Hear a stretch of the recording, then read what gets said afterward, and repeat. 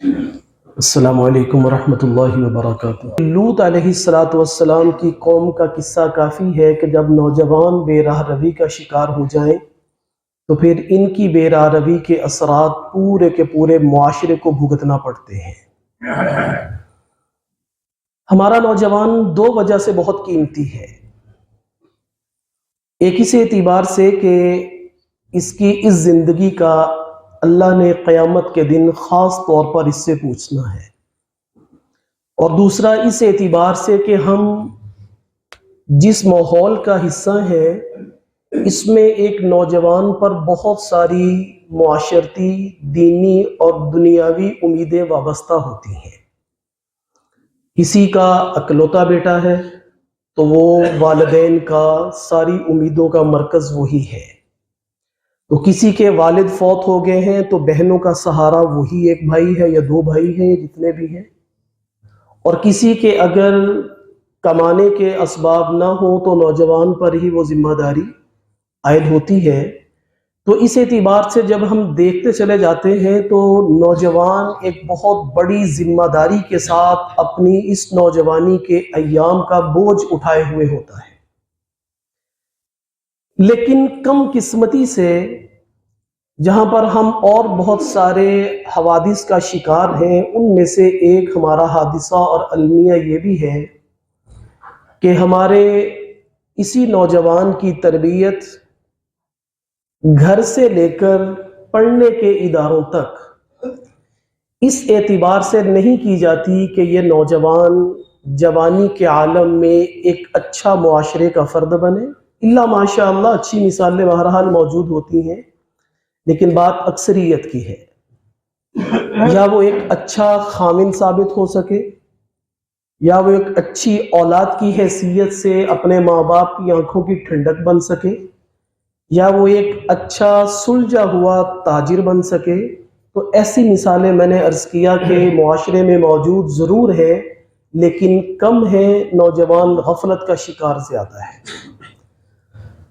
قرآن کریم میں اللہ تعالیٰ نے نوجوانوں کی ماحول پر اثرات کو کئی ایک مقامات پر بیان فرمایا ہے۔ اصحاب کہف جو تھے یہ کوئی پوری قوم یا پورا کوئی قبیلہ نہیں تھا۔ نحن نقص علیک نبأہم بالحق، اللہ تعالیٰ فرماتے ہیں ہم آپ کو بہترین پورے کا پورا بغیر کسی کمی کے، بغیر کسی معاشرتی اس میں آمیزش کے اس کا واقعہ ہم آپ کو سناتے ہیں۔ اذ قربا قربانا، اور ادھر معاشرے کے اندر جب نوجوان بے راہ روی میں جاتا ہے تو حضرت آدم علیہ السلام کے دو بیٹوں کا قصہ ہے۔ وَاتْلُ عَلَيْهِمْ نَبَأَ بَنِي آدَمَ بِالْحَقِّ، ہم بہترین کس طریقے سے آپ کو آدم علیہ السلام کے دو بیٹوں کا قصہ بھی اللہ فرماتے ہیں ہم سناتے ہیں۔ تو وہاں پر بھی نوجوان بھٹکا ہے اور قتل تک حسد کی آگ میں بھڑکتا ہوا پہنچا ہے۔ اور سورہ کہف میں جہاں پر اللہ تعالیٰ نے بیان فرمایا ہے کہ وہ دقیانوس بادشاہ، بعضوں نے کہا کہ وہ عیسائی مذہب پر تھا، تو وہ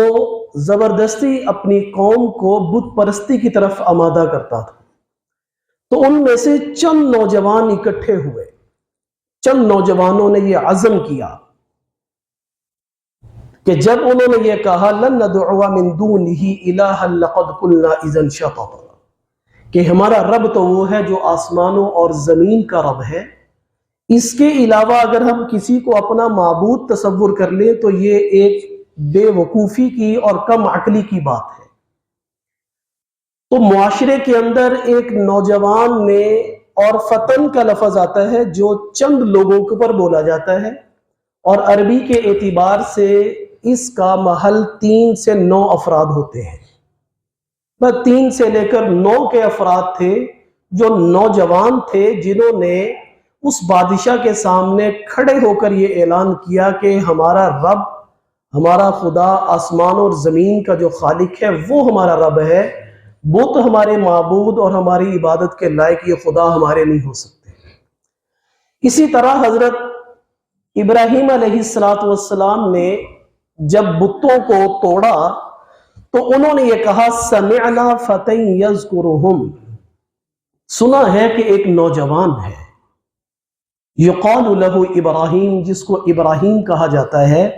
تو انہوں نے بھی نام کے طور پر یہ کہا کہ ایک نوجوان ہے، ایک جوان آدمی ہے جس نے ایسا کیا ہوگا۔ تو اس سے قرآن کریم کے اندر جوانی کے اوقات اور لمحات کی اہمیت سمجھ میں آتی ہے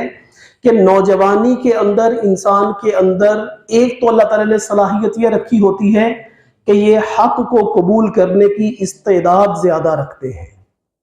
اور دوسری نوجوانی کی خوبی اور خصوصیت یہ ہے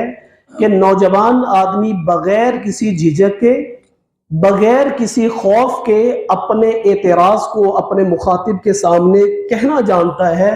اس کے اندر اگر کہنے کا سلیقہ آ جائے تو یہ نور علی نور جیسا معاملہ ہو جاتا ہے۔